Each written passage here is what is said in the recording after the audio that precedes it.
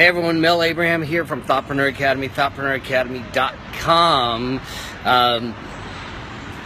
Welcome back to this morning reflection. In this reflection, I want to just talk about how do you deepen your relationships? How do you deepen the relationships with your customers, with the people, the loved ones in your life? One of the things that I realized that early on in partnerships and things of that nature is that they went wrong. And a lot of times they went wrong because of something that I call value-based positioning was wrong. So here's the thing. We often get into business relationships primarily because of opportunities, or we get into personal relationships because we happen to be attracted to that person, but we fail to ask the direct and the hard questions. And what those questions are values-based questions. In other words, yeah, you might be attracted to someone, but do you have the same values? Do you believe in the same things? And I know that people say opposites attract, but I think also opposites conflict. And I think that we need to think about that.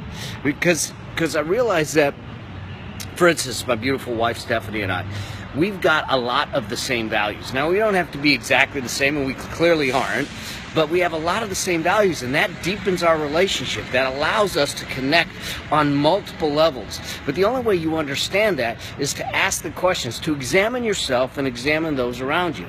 And it also works in business. When you talk about business, whether it's hiring a team, whether it's going out to your customers, whether it's going out to the marketplace, the question is, what's your values-based positioning? In other words, what are your values? Do your customers know that? Does your team know that? Think about this, that when I hire someone, yes, skills are important, but they're not as important as values. If I hire a team to have the same values, what happens is that it not only drives success, it drives fulfillment, and that's what allows employees, that's what allows the team to be willing to fight for you, because they're fighting for something that they believe in. They're fighting for their own values, and in that byproduct of fighting for their own values, the business succeeds. You build loyalty, you build longevity, you build sustainability. Hey there, Janine. It's great to see you this morning. What time is it there?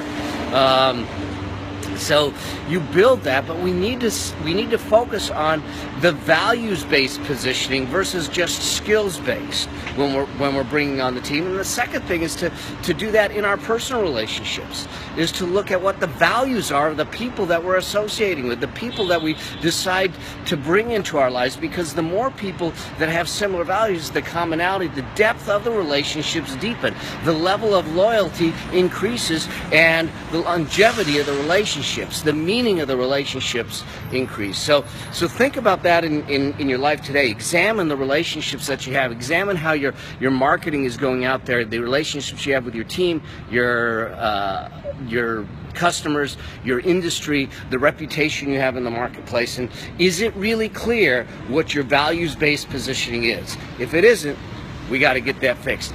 Do me a favor, comment below, let me know what your values-based positioning is, what your values, your highest value is in your personal relationships and your business. Love to hear from you and keep this dialogue going. And if there's anyone out there that you know that needs to hear this message, do me a favor, share this. Put this on our page, share it, give it likes, do what we can. Let's get that out there. Thanks again. I got to get to a program that I'm doing here in Santa Monica.